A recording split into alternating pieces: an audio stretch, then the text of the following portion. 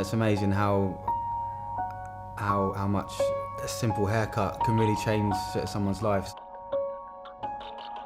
I was a bit of a rascal at the school.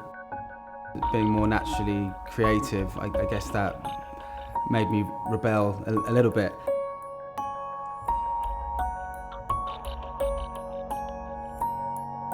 I started working at a salon in Mayfair at the tender age of 17. I had two quite different types of schooling and sort of friends. You know, I had quite a diverse group of friends, like some mates that grew up in council flats and other groups of mates that grew up in big old houses in Hampstead. The sort of correlation to hairdressing is that I had two very different types of training. I started off at Daniel Galvin and then moved on to Trevor Sorbie a few years later. Daniel Galvin is more the sort of glamorous side to hairdressing, and Trevor Sorbie was the real sort of creative. I find like putting those two together, I think, played a large part in my success. The highlight of my career so far would be looking after Kate Middleton's hair for the royal wedding, which was daunting but also, you know, a magical experience.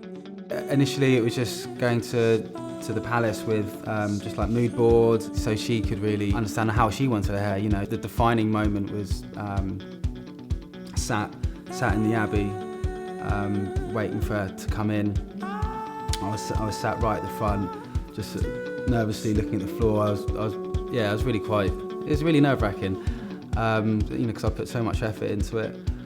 And then I knew she'd arrived because you could hear this like roar outside from the crowd. And then I sort of looked up and just saw her like sort of silhouetted against the door as she came in. Unfortunately, I'd lost my mum to cancer a few years before that. I felt her looking over me and kind of like looked up and, you know, just I knew how proud she would have been of me at that moment. You know, not only was I preparing Kate's wedding hair, plus all the bridal party, but then also I was organising my own wedding. So it was a real special year for me.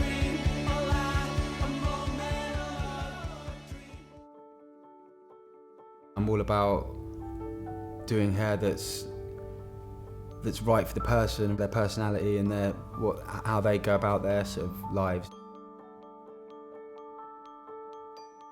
I mean, even though I like to do lots of soft and natural sort of haircuts with texture as well, for a haircut to grow out really well, it's got to have that strong foundation, which is really sort of core to my sort of style of hairdressing. I'd perhaps like to open my own salon and also helping people to sort of maintain their hair at home with you know, different styling tools and products.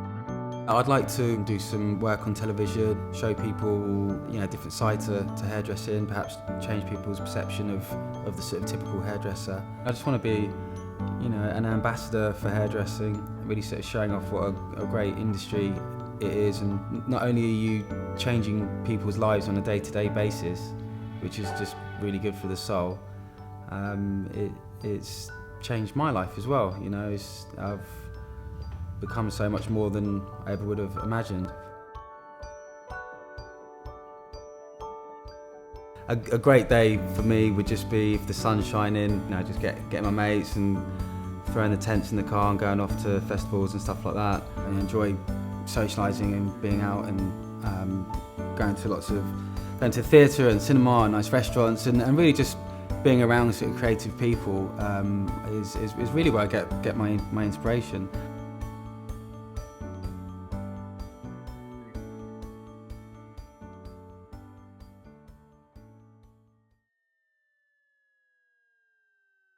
An architect might spend months or even years working on one project and get that buzz at the end of the project where, you know, he sees his creation and it's like, wow, and he'll just get this, you know. I get that on a smaller scale, but every hour, you know what I mean? So I come in and I might say do 10 clients, and each hour I'm getting that sort of positive feedback. To become a master in any profession, I think it takes at least 10 years, especially in sort of creative industry, to really, for it to become second nature. I mean, that's the beauty of of hairdressing, or maybe any creative industry, that it's just, you never stop growing, you never stop learning. My name is James Pryce, I'm 34 and I'm a hairdresser.